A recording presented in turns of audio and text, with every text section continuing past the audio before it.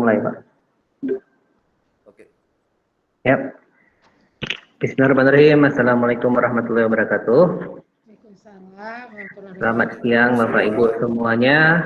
Alhamdulillah, puji syukur kepada Allah kita telah berkumpul di ruangan virtual ini untuk berdiskusi tentang suatu topik yang kita gunakan untuk di program sekolah penggerak ini. Untuk memulai sesi di siang hari ini, kita akan mulai berdoa menurut ajaran masing-masing. Bagi yang muslim, kita akan membaca Ummul Quran Al-Fatihah.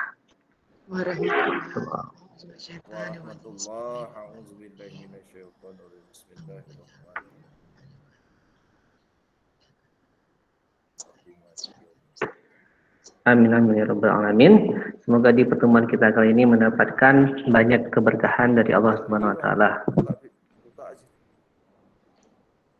Ya. Baik, di sini kita telah kedatangan narasumber di pelatihan di sesi siang hari ini dengan Bapak Syarwan Joni. Kita di sini ada anggota, ada Ibu Erlawana Ali dan ada Pak Martin Lawli dan saya sendiri Pak Bia sebagai pengarah ya di sesi siang hari ini.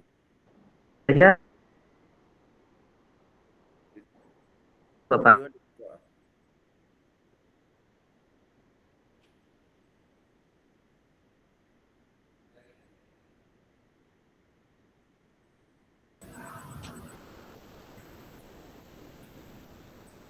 Jaringannya kenapa yang nggak dengar?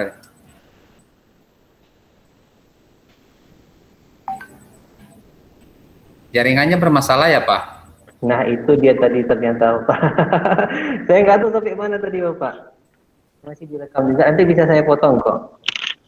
Terakhir sampai mana tadi yang saya hilang tuh Pak? Habis doa Pak.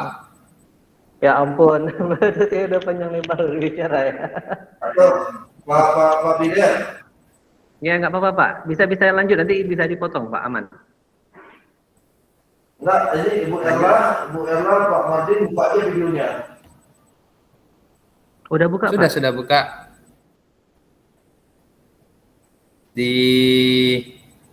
Sudah buka.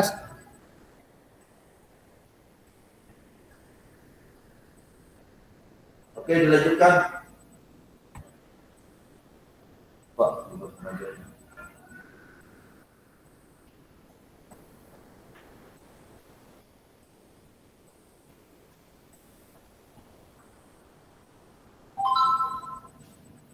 Masih terganggu ya Pak ya? Nggak bisa ya?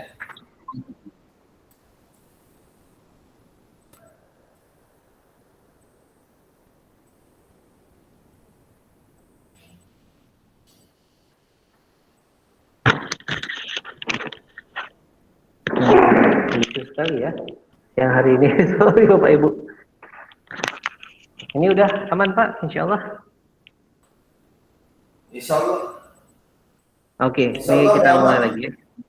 Tadi udah baca doa ya. Saya langsung aja ke sesinya. Saya mulai lagi. Alhamdulillah Bapak Ibu semuanya, kita berkumpul di siang hari ini untuk melanjutkan program sekolah penggerak sebagai kepala sekolah dan sebagai guru-guru yang ada hadir di sekolah penggerak. Kita di sini telah kedatangan narasumber, ada Bapak Syarwan Joni. Selamat datang Bapak Syarwan Joni. Kemudian di sini kita udah ada anggota kita Ibu Erlawana Ali dan Pak Martin Lawli, dan kemudian saya sendiri Bia sebagai pengarah di acara yang hari ini. Tanpa menunggu waktu lama, kita persilahkan kepada Bapak narasumber Bapak Syarwan Joni untuk memaparkan diskusi kita di siang hari ini. Silakan Bapak.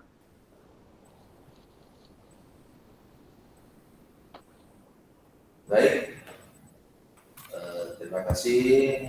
Assalamualaikum warahmatullahi wabarakatuh. Waalaikumsalam warahmatullahi wabarakatuh. Selamat sore dan salam sejahtera untuk kita semua. Selamat sore Pak. Semoga kita selalu dalam lindungan Allah Subhanahu wa Ta'ala. Baik, di mana pada sore ini kita akan menyampaikan paparan materi terkait dengan pengembangan bahan ajar. Sebagaimana kita ketahui, bahan ajar salah satunya terdiri atas modul ajar yang disusun berdasarkan alur tujuan pembelajaran. Ya. Kemudian kita ketahui sama-sama, kita lihat tayangan video pembelajaran ini khusus bahan ajar, di mana video ini disusun, materi ini disusun atas saya sendiri selaku narasumber, kemudian berkontakkan dengan ada Pak Martin Aul. Selamat sore Pak Martin. Ya. Bersama kita di sini. Selamat sore Pak Sarwan. Kemudian ada Ibu Dr. Hermawana, juga bagian daripada kelompok ini. Kemudian ada Pak Rian, tenaga IT, yang mudah-mudahan rekod kegiatan kita ini terekod dengan baik. Dan seluruh rekan-rekan guru yang berada di tempat sekolah yang bisa bergabung melalui kegiatan Zoom pada sore yang berbahagia ini. Baik, untuk melewat waktu, karena nanti akan banyak sesi tanya jawab, kita akan menggunakan sesi tersebut sehingga paparan materi kita mulai saja. Izinkan saya untuk mengambil tautan materi. Ya.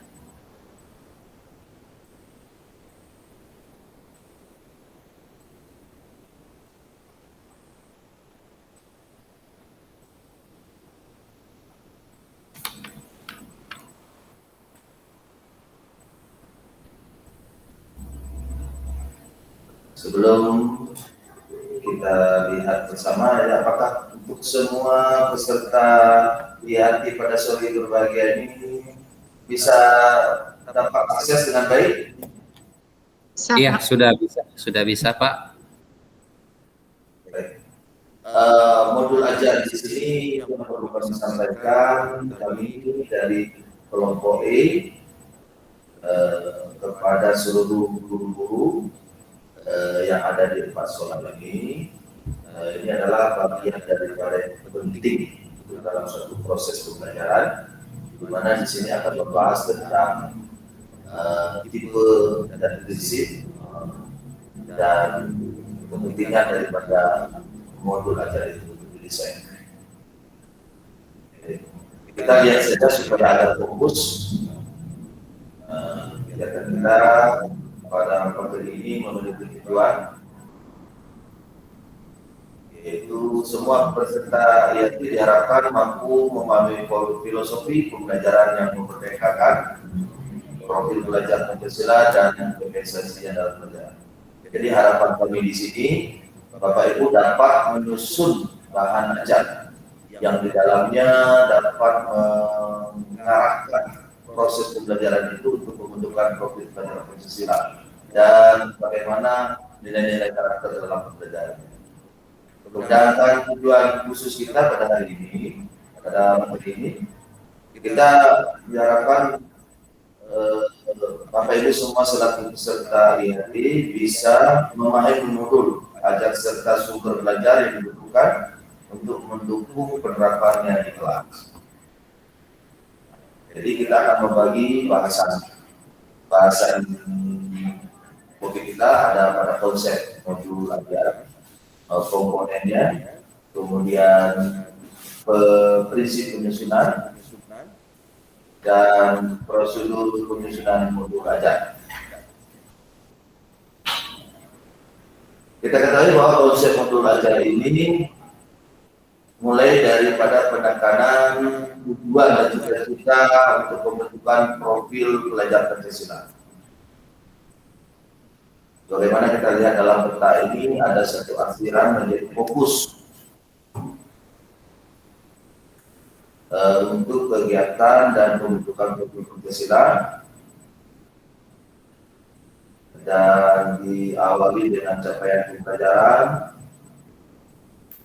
alur tujuan pembelajaran dan modul pembelajaran itu sendiri. Kemudian selanjutnya kita lihat apa sih itu modul ajar. Nah, antara kurikulum yang sebelumnya dengan kurikulum paradigma baru hari ini, modul ajar itu secara substansi konsepnya tidak berbeda, yaitu sebuah sarana atau alat bantu media pembelajaran yang di dalamnya ada petunjuk pedoman yang dirancang secara sistematis dan menarik. Nah, seperti itu. Karena kenapa harus demikian? Karena guru perlu memahami konsep pengenalan modul ajar agar proses pembelajaran lebih menarik dan bermakna untuk tercapainya tujuan pembelajaran. Kemudian kita lihat apa saja komponen modul ajar itu. Komponen dalam modul ajar ini ada satu prinsip kebebasan. Guru ini diberikan kebebasan untuk merancang modul ajar dengan konteks lingkungan dan kebutuhan belajar. Maksudnya guru bisa mengambil dari berbagai sumber. Kemudian modul ajar ini terdiri atas 3 komponen utama. Yang pertama ada informasi umum, yang kedua ada komponen inti, dan yang ketiga ada lampiran yang dibutuhkan untuk penjelasan daripada modul itu sendiri. Secara jelas nanti kita akan sama-sama untuk berkelompok untuk coba menyusun. Jadi ruang Zoom ini kita minta sama Pak Pia untuk dibuat lagi grup-grup kecilnya sehingga teman-teman guru kita bisa berkolaborasi antara satu dengan yang lain. Agar varian ini muncul, jadi nanti antara guru SMA 3 dengan SMA Fatih itu disilang saja, Pak. Ya, gitu. Saya kira teman-teman yang ada di sini semua setuju ya. Ya. Ya, selanjutnya ada komponen panajur, ada informasi umum, apa saja ada identitas, ada kompetensi awal, kemudian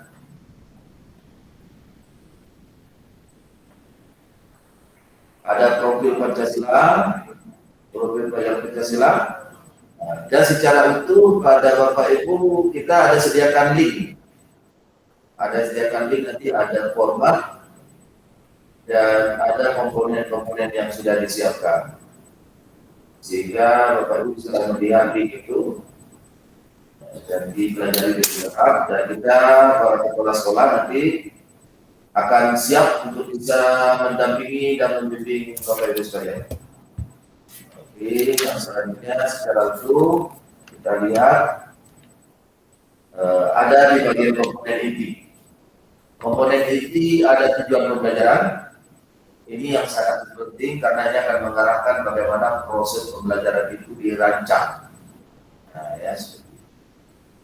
Kemudian selanjutnya ada penanaman pemahaman bermakna. Kemudian ada pertanyaan tematik. Mungkin kita tahu semua Bapak Ibu bahwa pertanyaan tematik ini adalah sebuah persepsi. Kalau dulu dalam rancangan pembelajaran atau RPP itu persepsi. Nah, ini dia.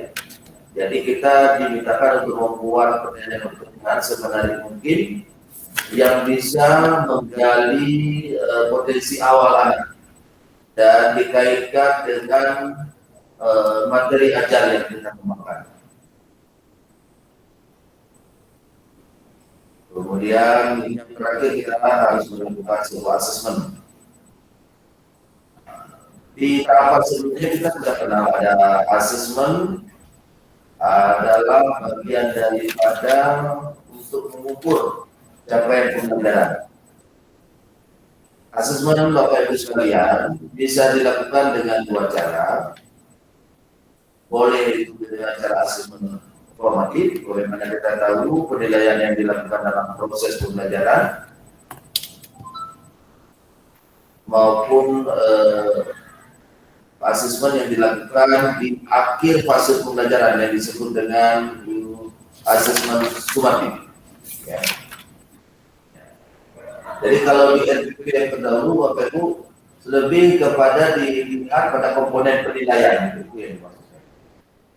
Dan Bapak Ibu sekalian, secara menyeluruh dan utuh, modul ajar ini sebetulnya bukan satu hal yang baru. Ya. Karena di sini modul ajar ini adalah pengembangan sebuah rencana pembelajaran, tapi lebih terintegrasi. Mana tujuan pembelajaran itu diarahkan kepada karakteristik dan gaya belajar peserta didik kita di kelas. Nah itu dia, jadi tujuannya lebih jelas dan metode yang kita lakukan itu lebih mengarah kepada bagaimana tujuan pembelajaran itu dicapai. Kemudian yang terakhir, jadi Bapak Ibu, untuk proses pengayaan dan remedial ini memang tetap harus kita perlukan. Hanya saja pengayaan ini boleh dilakukan di dalam satu siklus pembelajaran setelah selesai tahapan pembelajaran, ataupun dari setiap fase pembelajaran. Sejauh mana tujuan pembelajaran ini mencakup daripada pengayaan dan remedial yang diberikan. Maka dari itu, asesmen tadi sangat diperlukan untuk melihat sejauh mana siswa kita yang sudah tercapai kemampuannya atau harus dilakukan pengulangan. Jadi pilihannya ada pada diri kita sesuaikan dengan tujuan pembelajaran. Jadi remedial itu boleh kita lakukan di akhir pembelajaran atau kita menunggu satu fase pembelajaran. Begitu juga dengan pengayaannya. Baik, saya kira demikian Bapak Ibu. Yang terakhir kita lihat, kita melakukan loncatan saja karena mengingat waktu dan Zoom meeting kita sangat terbatas waktu ini. Baik Bapak Ibu, ada beberapa yang disiapkan semacam prosedur penyusunan. Kami juga sudah siapkan link, nanti Bapak Ibu bisa melihat secara utuh pada link tersebut, dan sekarang kita berdiskusi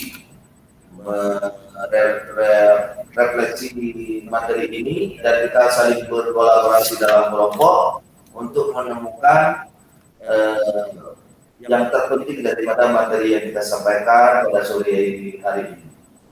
Baik, saya kira demikian Pak Bidel.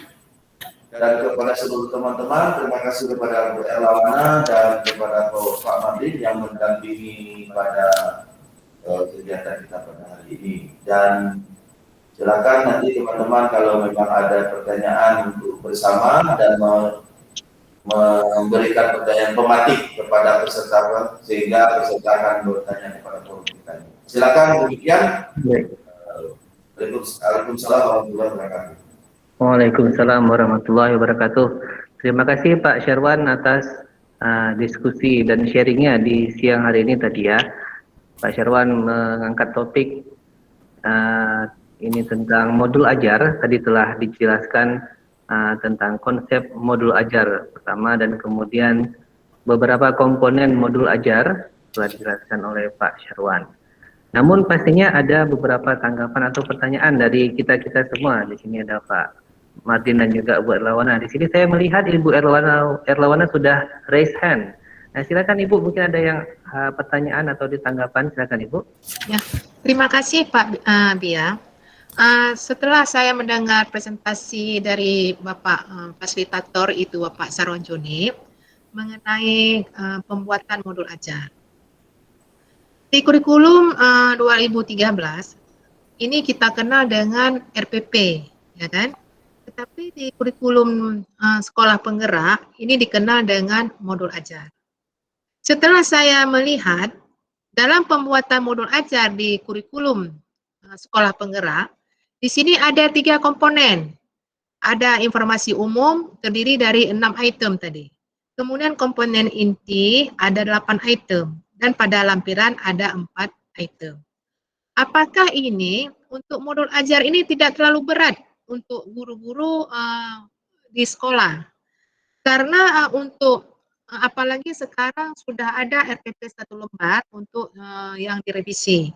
Dengan kita buat seperti ini menambah waktu guru untuk merancang pembuatan modul ajar.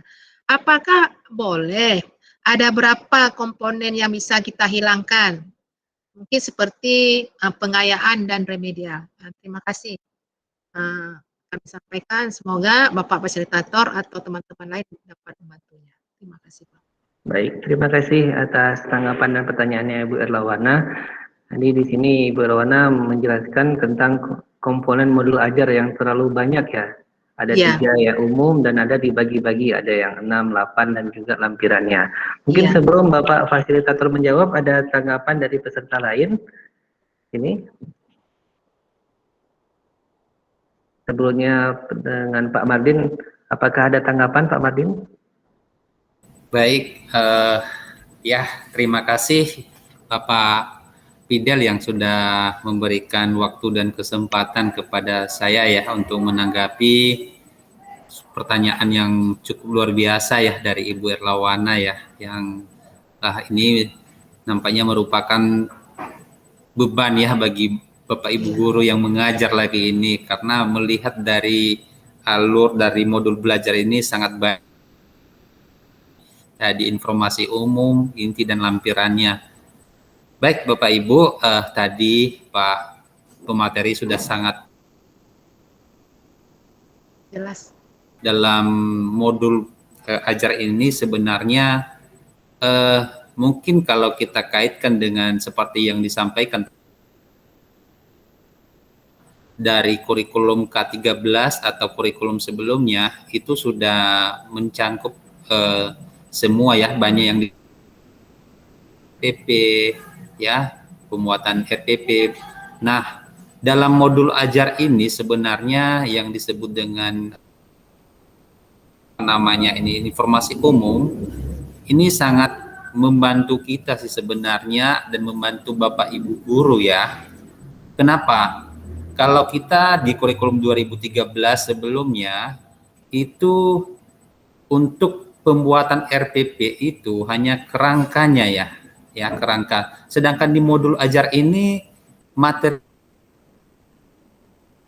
jadi akhirnya sudah terarah dan ini sangat membantu guru karena di situ juga mencangkup beberapa bahan ajarnya sudah ada, terus asesmennya juga sudah ada ya di situ. Nah, memang dalam pembuatannya dalam untuk penyesuaian itu tergantung dari kemampuan ya sekolah atau karakteristik satuan pendidikan, bagaimana ya mendesain satuan pendidikan di situ, karena bisa kita lihat bagaimana karakteristik di dalam satuan pendidikan tersebut.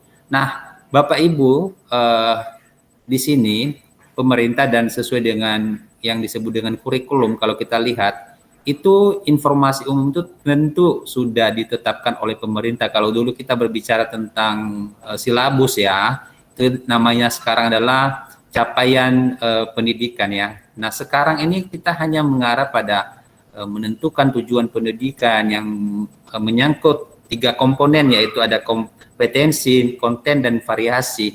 Nah, mungkin di situ kita lebih terarah dan menyesuaikan untuk bagaimana mengukur dan mengasesmen setiap siswa-siswi kita supaya kita bisa memetakan bagaimana metode pembelajaran yang kita terapkan di sekolah. Nah, dari hasil itu tidak semata-mata itu poin-poin yang B sampai C itu harus diterapkan semua, tapi dilihat kondisi sekolah dan karakteristik satuan pendidikan kita masing-masing. Mungkin seperti itu ya tanggapan dari arahan dari saya. Mungkin dari teman-teman lain nanti juga bisa memberikan tanggapan mungkin yang memperkaya kita dalam melaksanakan kurikulum Merdeka Belajar ini. Mungkin seperti itu Pak tanggapan dari saya. Terima kasih Pak Abdidel. Ya, terima kasih Pak Mardin atas tanggapannya. Di sini menurut Pak Mardin bahwa seluruh komponen modul ajar ini penting ya, dan itu perlu disesuaikan dengan karakteristik satuan pendidikan kita, gitu ya.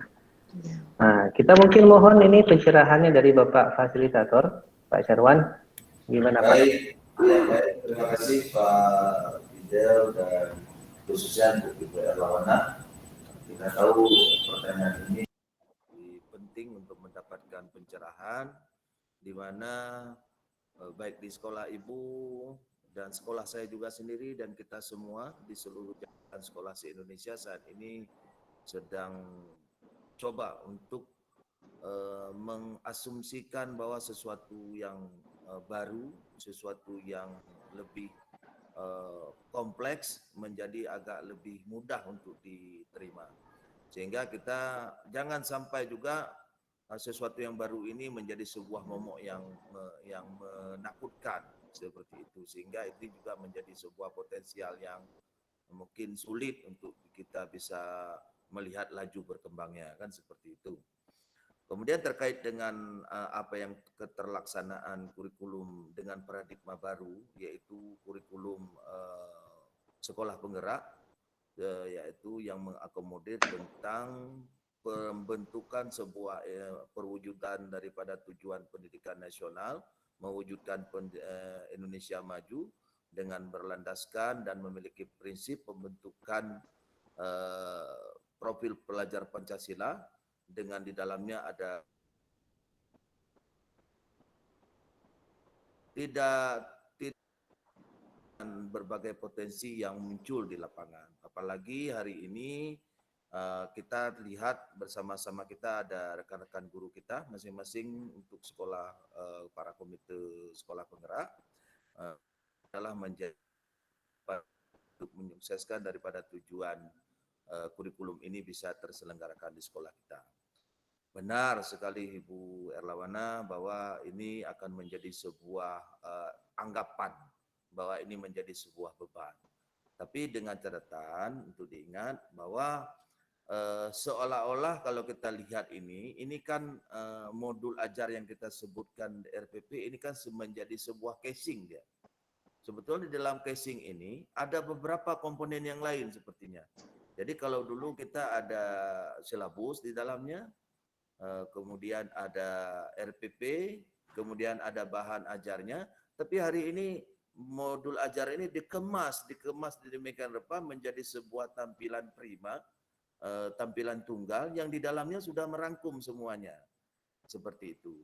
Namun ini menjadi satu kesatuan yang komprehensif, sehingga poin-poinnya kita lihat banyak sekali seperti itu. Sah-sah saja, setuju-setuju saja, kita mungkin bisa menyesuaikan, tetapi dengan catatan tidak menghilangkan seperti itu. Jadi mungkin untuk beberapa poin, untuk secara beransur-ansur, mungkin bisa kita kondisi di sekolah kita, tapi catatan kita harapkan khususnya sekolah di Banda Aceh dan umumnya Aceh dan secara menyeluruh Indonesia, kita harapkan tidak ada perbedaan sebagaimana yang kita tahu bahwa mulai dari KTSP sebelumnya ke kurikulum 2006, kemudian bergeser menjadi kurikulum 2013, itu kita lihat setiap sekolah punya model sendiri. Ini kan melalui kurikulum sekolah penggerak diharapkan punya satu kesamaan, satu visi yang sama, sehingga pembentukan profil pelajar Pancasila di antar setiap sekolah penggerak itu memang punya satu platform yang sama seperti itu, dengan tujuan yang sama. Jadi oleh karenanya nanti sebagaimana yang kita tahu bahwa kita sudah mulai melakukan IHT. Pertama dari secara tingkat internal seperti yang kita lakukan pada hari ini. Dan pada season berikutnya kita akan melakukan IHT, tentunya di sini ada tenaga ahli yang sudah direkrutkan oleh pemerintah. Saya setuju sekali Bu Erna, Bu Erlawana dan Pak Martin, juga Pak seluruh teman-teman yang ada bergabung pada bahagia ini. Nanti kita akan minta penguatan. Apakah ada beberapa komponen ini bisa kita gabungkan? Atau seperti Bu Erlawana sampaikan tadi bahwa remedial dan pengayaan ini tidak kita buat di satu kesatuan, tapi dia terpisah. Silakan, ya kan seperti itu. Tapi kita tunggu tenaga ahli nanti yang akan mendampingi pada penguatan di IHT yang akan datang seperti itu. Kemudian selanjutnya sama seperti yang dikatakan oleh Pak Mardi, sangat setuju saya. Ini sangat berkesesuaian dengan karakteristik sekolah.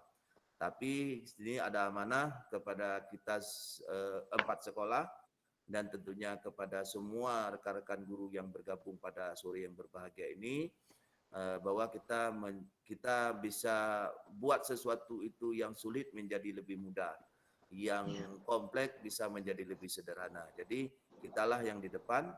Mudah-mudahan guru-guru kami yang sudah terpilih menjadi komite sekolah gerak bisa membantu kita kepala sekolah dan siap mereka untuk bisa sama-sama.